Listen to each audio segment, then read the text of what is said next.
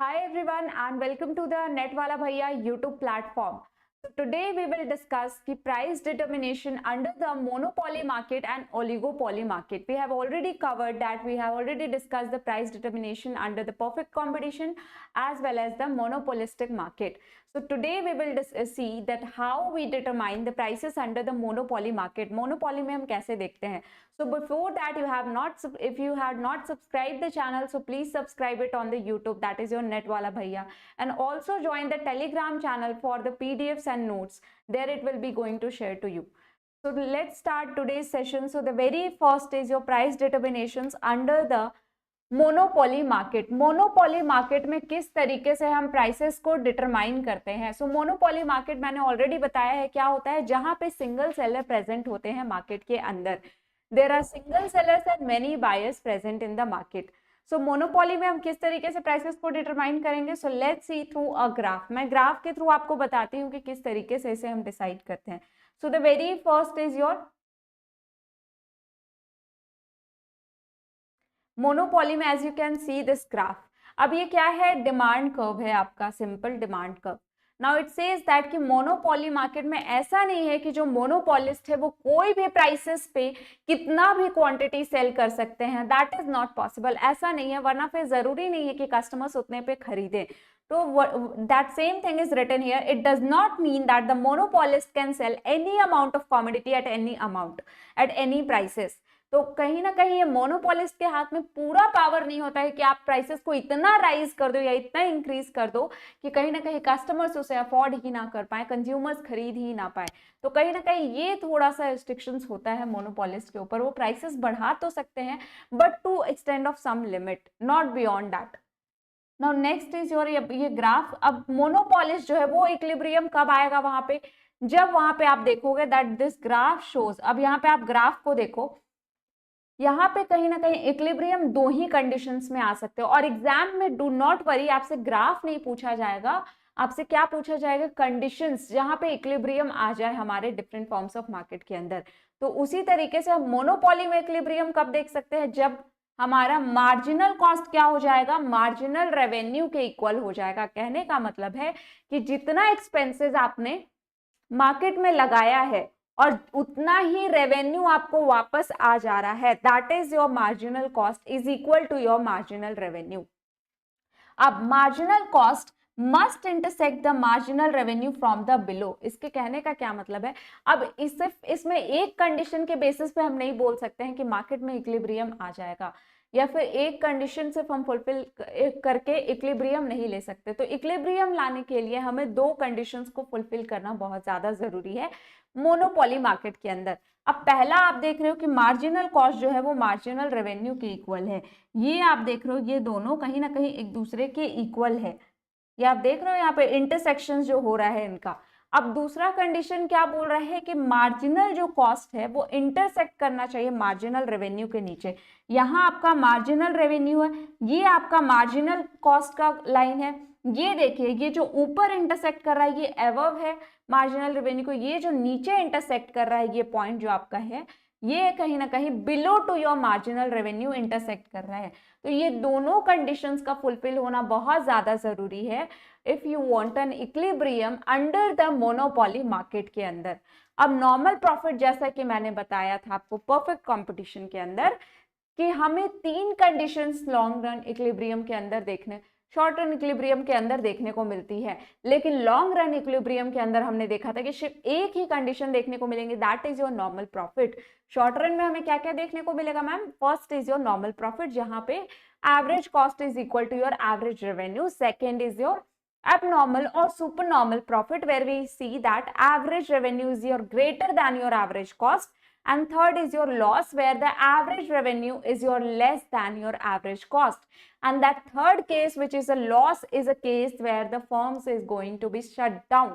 जब तक normal profit abnormal profit चलता है तब तक फर्म रन करता है. जैसे ही हम लॉसेस में आते हैं कहीं ना कहीं वो शट डाउन का कंडीशन हमारा आ जाता है.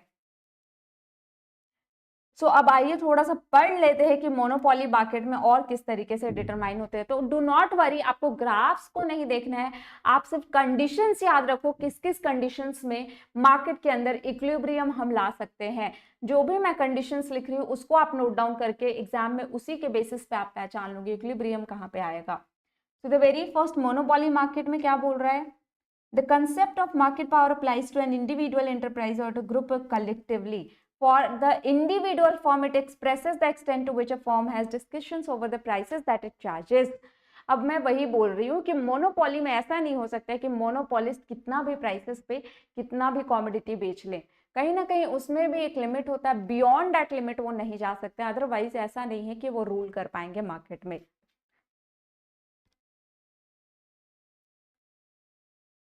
Next is your oligopoly. Oligopoly में हम किस तरीके से प्राइसेस को डिटरमाइन करते हैं, मैं आपको मॉडल्स भी बताऊंगी ओलिगोपॉली के, उससे पहले मैं आपको बताती हूँ कि ओलिगोपॉली में हम प्राइसेस डिटरमाइन कैसे करेंगे ma'am. So the very first is your oligopoly में आप देखो ये क्या होता है आपका point of king.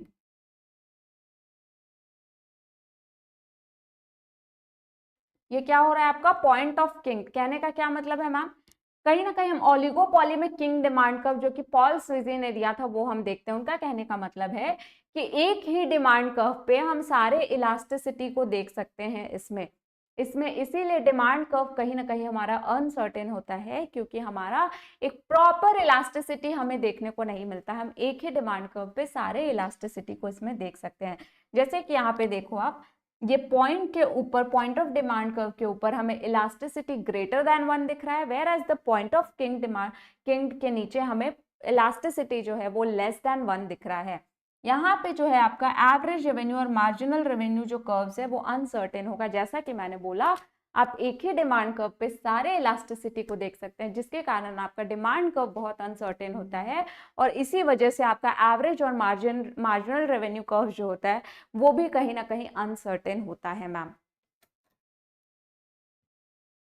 Next what we सी, अब इसमें ना हमें दो चीजें एज्यूम करके चलनी है, मैंने ऑलरेडी आपको बताया था। अब इसमें दो चीजें क्या एज्यूम करनी है आपको, द वेरी फर्स्ट की जो राइवल फर्म्स है अगर वो प्राइसेस इंक्रीज करती हैं, अब प्रॉफिट मैक्सिमाइज करने के लिए यहाँ पे फर्म्स दो टेक्निक्स अपनाती है। प्रॉफिट मैक्सिमाइज करने के लिए क्या करती है मैम, दो चीजों को एज्यूम करके फर्म्स चलती है। द वेरी फर्स्ट की, अगर प्राइसेस, अगर उन्हें प्रॉफिट मैक्सिमाइज करना है तो एक फर्म जो है वो अपने प्राइसेस को इंक्रीज कर देगी अपनी प्रॉफिट मैक्सिमाइजेशन के लिए, लेकिन दूसरी फर्म वही सोचती है कि हम प्राइसेस को एज इट इज रख के सेल करेंगे ताकि जो उसके कस्टमर्स भी हैं वो मेरे पास आ जाए। लेकिन दूसरा कंडीशन बोलता है कि अब वही कंडीशन अगर हो गया तो कहीं ना कहीं जो फर्स्ट फर्म था वो वापस से अपने प्राइसेस को कम कर देगा ताकि वापस से वो कस्टमर्स को ला सके, अपने पास रिटेन कर सके। और वही फिर दूसरे फर्म का जब प्राइसेस लो हो जाता है तो कहीं ना कहीं वो जो फर्म जो एज इट इज अपने प्राइसेस को रखा था उसने कहीं ना कहीं अपने प्राइसेस को फिर और कम कर दिया ताकि वो और कस्टमर्स को अट्रैक्ट कर सके। इसे थोड़ा सा एग्जाम्पल से समझते हैं। फॉर एग्जाम्पल एक फर्म ए है एंड फर्म सी है, ठीक है। फर्म ए ने पहले अपने प्राइसेस को बढ़ा दिया प्रॉफिट मैक्सिमाइजेशन के लिए, लेकिन फर्म सी ने एज इट इज अपने प्राइसेस को रखा। लेकिन जब देखा फर्म ए ने कि सारे उसके कस्टमर्स जो है वो फर्म सी के पास जा रहे हैं, तो कहीं ना कहीं फर्म ए ने अपने प्राइसेस को क्या कर दिया मैम, कम कर दिया। तो फर्म सी ने और कम कर दिया अपने प्राइसेस को कस्टमर्स को लाने के लिए। तो ये जो दो अजम्पशंस है इनके बेसिस पे हम कहीं ना कहीं ओलिगोपॉली में देखते हैं प्राइस डिटरमाइन होता है। नेक्स्ट, अब इसमें कैसे होगा, ये आप कर्व देखो। अब यहाँ पे कर्व में क्या बोल रहा है, ये मैंने ऑलरेडी बोला, इसका जो डिमांड कर्व होगा वो बहुत ज्यादा अनसर्टेन होगा, बहुत बोल सकते हैं कि वो एग्जैक्ट नहीं होगा, क्योंकि एक ही डिमांड कर्व पे सारे इलास्टिसिटी को हम देख सकते हैं ओलिगोपॉली के अंदर, क्योंकि वो किंग डिमांड कर्व होती है। तो the very first we see here that MC cuts MR and AR. MC जो है वो कहीं ना कहीं एमआर और एआर को कट कर रही है। ये आप देखो एमसी का कर्व है, ये कहीं ना कहीं एआर को भी यहाँ पे कट कर रही है, और कहीं ना कहीं ये एमआर को भी यहाँ पे कट कर रही है MC2 वाली कर्व। तो इसमें ये एक अजम्पशन है कि यहाँ पे जो है इक्विलिब्रियम कब आ सकता है मैम, इक्विलिब्रियम तब आएगा जहां पे मार्जिनल कॉस्ट जो है वो क्या करेगी, हमारी एमआर और मार्जिनल रेवेन्यू और एवरेज रेवेन्यू को कट करेगी। Then we will gain an equilibrium under the oligopoly market. अब ओलिगोपॉली के अंदर हम डिफरेंट मॉडल्स पढ़ते हैं, आइए देखते हैं कौन कौन सा मॉडल्स है और उनके अंदर हम किस तरीके से प्राइसेस को डिटरमाइन कर सकते हैं। So the very first is your Cournot model. Cournot model क्या एज्यूम करता है, that it assumes that their competitors output level will remain unchanged. यहाँ पे हम किस बेसिस पे हम कॉम्पीट करते हैं, आउटपुट के बेसिस पे। आगे हम देखेंगे कि हम प्राइसेस के बेसिस पे भी कम्पीट करते हैं अपने राइवल्स फर्म से। यहाँ पे हम आउटपुट के बेसिस पे कम्पीट करते हैं, हम दूसरे फर्म्स को देख के डिसाइड करते हैं कि हमें कितना प्रोडक्शन रखना है, अपना कितना प्रोड्यूस करना है। Now next is that the market prices is determined by the total quantity supplied by all the firms। अब यहाँ पे कहीं ना कहीं आउटपुट या फिर बोल सकते हैं क्वांटिटी सप्लाई के बेसिस पे जो फर्म्स है वो अपने प्राइसेस को डिटरमाइन करती हैं। इफेक्ट क्या देखने को मिलेगा ma'am, the price level stabilises based on the total market output but it is usually higher than in perfect competition due to restricted supply by each firms. Monopoly में हम जानते, ओलिगोपॉली में फ्यू सेलर्स होते हैं हमारे market के अंदर, जिसके कारण मैंने बोला था ऑलरेडी इसमें आपको पहले वाले सेशन में कि पार्शियल रिस्ट्रिक्शंस हमें देखने को मिलते हैं, थोड़े बहुत बैरियर्स होते हैं एंट्री एग्जिट में, जिसके कारण यहाँ पे जो हो सकता है कि बहुत ज्यादा हम बोल सकते हैं कि यहाँ पे प्राइसेस जो है वो कहीं ना कहीं स्टेबलाइज होती है, बहुत ज्यादा आप इंक्रीज नहीं कर सकते हो प्राइसेस को, या फिर बोल सकते हैं पूरे तरीके से परफेक्ट कंपटीशन में जैसे हम देखते हैं इंडस्ट्री डिटरमाइन करती है, उस तरीके से हमें ओलिगोपॉली में देखने को नहीं मिलता है। कार्नोट ओलिगोपॉली ये बोलता है। नेक्स्ट इज योर बर्टेंड मॉडल, और उसमें किस तरीके से हम प्राइसेस को डिटरमाइन करते हैं। बर्टेंड मॉडल क्या एज्यूम करता है, that the firms compete bye setting the prices rather than the output level. जो मैंने बोला उसमें आउटपुट लेवल देखते हुए आप प्राइसेस को डिटरमाइन कर रहे थे, अपने प्रोडक्शन लेवल को देख रहे थे, कितना हमें प्रोड्यूस करना है दूसरे फर्म्स को देखते हुए। लेकिन बर्नेट मॉडल बोलता है कि हम प्राइसेस के बेसिस पे यहाँ दूसरे फर्म से कंपीट करते हैं, दूसरे फर्म का क्या प्राइसेस है उसके रेंज में हम कहीं ना कहीं अपने प्राइसेस को रखते हैं, उसके बेसिस पे हम अपना प्राइसिंग डिसीजन लेते हैं। So each firm try to undercut its competitors to gain the market share. तो कहीं ना कहीं इसमें वही केसेस हमें देखने को मिलता है, एक फर्म हो सकता है अपने प्राइसेस को कम कर दे, और क्यों कम करेगा, कहीं ना कहीं वो प्रॉफिट मैक्सिमाइजेशन के लिए या फिर कस्टमर्स को अट्रैक्ट करने के लिए, मार्केट शेयर को गेन करने के लिए, कैप्चर करने के लिए। तो ये चीज क्या बोल रहा है यहाँ पे, this aggressive price cutting often results in an outcome similar to a perfect competition where economic profit sinks to zero. कहने का मतलब है जहां पे आपका average cost is equal to your average revenue, that is no profit no loss का case हो जाए। इफेक्ट क्या देखने को मिलता है ma'am, the Bertrand model suggest that price competitions can be so intense that it eliminates the economic profits. Prices इतना ज्यादा वहां पे इंटेंस होता है, कहने का मतलब है जो मैंने बोला आपको, प्राइसेस कम कर देना, बढ़ा देना, प्राइसेस के बेसिस पे वो कम्पीट कर रहे हैं, हो सकता है वहां पे आपको प्रॉफिट मैक्सिमाइजेशन ना हो पाए। सो दैट इज प्राइसेस के बेसिस पे इस तरीके से वो फर्म्स आपस में कम्पीट करती हैं। Next is on Stackelberg model. Stackelberg model में देखिए ये कीवर्ड है आपका लीडरशिप। स्टैकलबर्ग मॉडल में एक जो लीडिंग फर्म है वो जिस प्राइसेस पे अपने आउटपुट को सेल करती है, उसको देखते हुए जो दूसरे फर्म्स है उसे कहीं ना कहीं फॉलो करते हैं। कहने का क्या मतलब है मैम, और यहाँ पे एक फर्म को ये पावर या फिर बोल सकते हैं कि वो एज ए लीडर काम करती है हमारे मार्केट के अंदर। लीडर काम करने का क्या मतलब है मैम,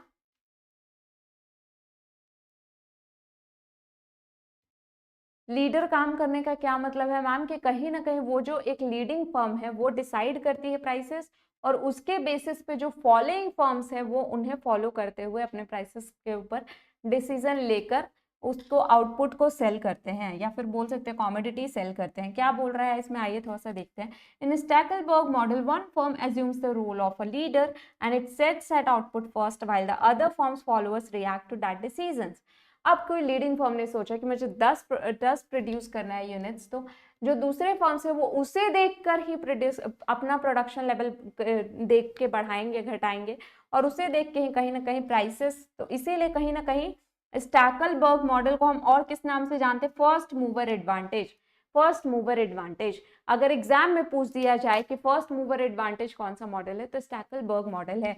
फर्स्ट मूवर एडवांटेज क्यों बोला जाता है? क्योंकि यहाँ पे एक फर्म जो होता है वो एज ए लीडर काम करता है और उसे देखते हुए जो बाकी सारे फर्म्स है वो उसे देखते हुए उसे के प्राइस और आउटपुट को फॉलो करते हैं कहीं ना कहीं। इसका इफेक्ट क्या दिखता है मैम प्राइसेस पे? Now the prices tend to be higher than in Burton competition but lower than in Carnot competition. The leader's strategic output decisions influences the market dynamics and forces followers accordingly. कहने का मतलब है कि जो leader है हमारा वो output decisions लेगा, वो देखेगा कि मुझे कितना प्रोड्यूस करना है, उसके पास वो पावर अथॉरिटी होता है सबसे पहले, इसीलिए कहीं ना कहीं उसे फर्स्ट मूवर एडवांटेज मिल जाता है। वहां पे एडवांटेज मिल जाता है कि वो 20 यूनिट्स अगर बना रहा है तो उसके पास एडवांटेज है 20 यूनिट्स बनाने का। उससे देखते हुए बाकी सारे फर्म्स अपने प्रोडक्शन यूनिट्स को डिसाइड करते हैं। And the last is your king demand curve, जो कि किसने दिया है मैम? पॉल स्विजी ने दिया है। अब ये मॉडल क्या बोलता है? Why oligopolies often exhibit the price stability. Price stability को क्यों देखते हैं? If one firm raises its price the other do not follow. मैं बार बार बता रही हूँ, किंग डिमांड कर्व में दो चीजें एज्यूम करके चलिए। एक फर्म अगर प्राइसेस को राइज कर देती है तो दूसरी फर्म जरूरी नहीं है कि प्राइसेस को राइज करेगी। लेकिन मैम अगर दूसरी फर्म प्राइसेस को कम कर देती है तो ये जरूरी है कि हो सकता है पहली फर्म भी अपने प्राइसेस को कम कर दे। तो कहीं ना कहीं प्राइसेस इंक्रीज को वो फॉलो नहीं करते हैं, लेकिन प्राइसेस डिक्रीज को वो कहीं ना कहीं फर्म्स फॉलो करती है। Conversely, if the lower the prices, competitors will match the reductions in resulting। अब वो क्यों मैच करना चाहते हैं मैम? क्योंकि उन्हें भी कहीं ना कहीं मार्केट के अंदर सस्टेन करना है, उन्हें गेन करना है, जिसके कारण वो लोअर प्राइसेस को फॉलो करते हैं। And this creates a situations where the firms reluctant to change the price even if the cost fluctuates। और यही एक कंडीशंस होता है जहाँ पे प्राइसेस में चेंजेस देखने को मिलती है। इफेक्ट्स ऑन प्राइस क्या हो सकता है ma'am? Prices remain sticky over time and small cost changes do not translate into price adjustments. This rigidity helps to maintain stability in the market. अब कहीं ना कहीं हमें ओलिगोपॉली में ही कहीं ना कहीं हमें रेजिडिटी देखने को मिलता है मैम, एक जैसा प्राइसेस देखने को मिलता है। अब आप बहुत ज्यादा प्राइसेस का फ्लक्चुएशंस कर रहे हो तो वो जरूरी नहीं है कि वो आपके लिए बेनिफिशियल हो। आप एक बार प्राइसेस बढ़ा रहे हो, फिर घटा रहे हो, बढ़ा रहे हो, घटा रहे हो, तो क्या आप अपने कस्टमर्स को रिटेन कर पाओगे? No ma'am. तो आपको कहीं ना कहीं प्राइस रिजिडिटी भी बोलता है ओलिगोपॉली की। कहीं ना कहीं सेलर्स जो है वो बहुत रिजिड होते हैं अपने प्राइसेस को लेकर, वो बहुत जल्दी जल्दी प्राइसेस में फ्लक्चुएशंस नहीं दिखाते हैं, जिसके कारण हो सकता है वो अपने कस्टमर्स को खो देंगे। तो कहीं ना कहीं हमें प्राइस में रिजिडिटी देखने को मिलती है ओलिगोपॉली के अंदर। Next, as a firms focus in long term strategies rather than the frequent prices changes। अब जो भी बिजनेस रन कर रही है वो अपने लॉन्ग टर्म पर्सपेक्टिव को देखेगी। तो ये जो आप फ्लक्चुएशंस करते जाओगे जल्दी जल्दी, तो हो सकता है आप मार्केट में सस्टेन या सर्वाइव ना कर पाओ। So that's why in oligopoly we see the price rigidity under this market. और ग्राफ के थ्रू मैंने ऑलरेडी आपको कंडीशंस बता दिए हैं कि कहाँ पे इक्विलिब्रियम आएगा ओलिगोपॉली में। तो we have already covered that perfect combination में हम किस तरीके से प्राइसेस को डिटरमाइन करेंगे। Then we have the monopoly and last is your oligopoly and monopolistic competitions. सो आप इसमें सिर्फ कंडीशंस को याद रखो, किस किस कंडीशंस में इक्विलिब्रियम आएगा मैम। ग्राफ आपको कभी भी एग्जाम में बनाने को नहीं मिलेगा, एग्जाम में ग्राफ देकर आपसे नहीं पूछेगा, वो आपको हो सकता है कंडीशंस वहां पे पुटअप कर दे और वो आपसे डिफरेंट फॉर्म्स ऑफ मार्केट पूछ दे कि कौन से मार्केट में ये कंडीशन हमें देखने को मिलता है। Now next is your, so that's all about today's sessions। अब मैं आपको कुछ क्वेश्चंस इससे रिलेटेड कराती हूँ ताकि आपके कंसेप्ट जो है वो और क्लियर हो जाए, और आप मुझे कमेंट बॉक्स में इसका आंसर जरूर बताना इन क्वेश्चंस का। So the very first question is your, the extreme case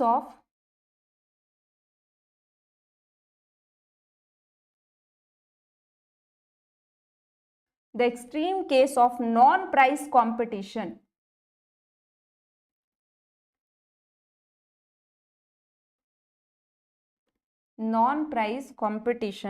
in an oligopoly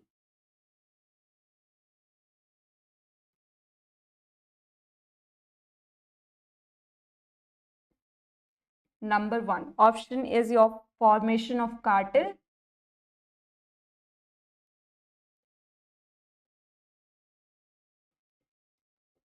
second is your independent, interdependent decision making,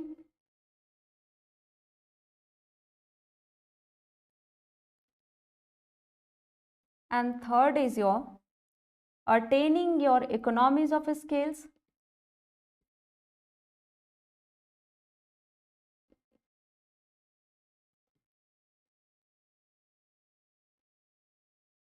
And the last option, that is your formation of duopoly.